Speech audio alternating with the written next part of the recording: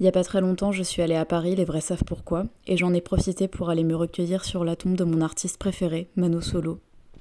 Je suis très heureuse de vous partager ça aujourd'hui parce que c'est son anniversaire le 24 avril, il aurait eu 62 ans, malheureusement je parle au conditionnel parce qu'il est décédé de manière précoce, mais ça ne m'empêche pas de l'accompagner par la pensée quasiment quotidiennement. En effet, ça fait maintenant 4 ans que je suis fan de lui, alors c'est assez original parce que je me suis intéressée à lui de manière posthume.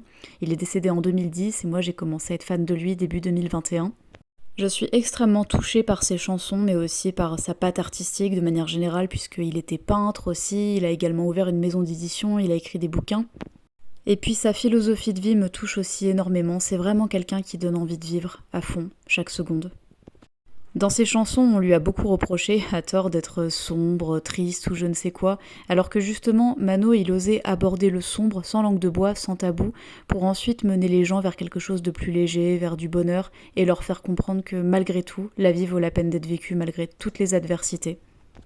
Ça peut paraître très égocentrique, mais dans ses chansons, à chaque fois, j'ai l'impression qu'il lit dans mes pensées, et je sais qu'il y a beaucoup de personnes qui l'écoutent qui pensent ça aussi, mais je crois que c'est Victor Hugo qui disait que tout ce qui est personnel est universel, et ça veut bien dire ce que ça veut dire, c'est que Mano est tellement juste dans sa vision des choses, dans sa vision de la vie, le tout dans une poésie extrêmement singulière qu'il caractérisait.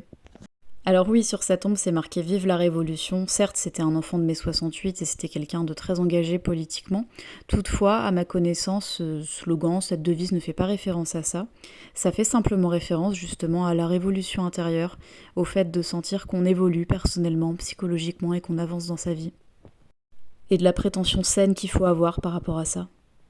Mais vraiment, Mano, je vous jure, il y avait plein de fans qui le disaient, mais c'est un antidépresseur, c'est vraiment un médicament, c'est incroyable tout le bonheur qu'il apporte dans ses chansons, sans langue de bois encore une fois.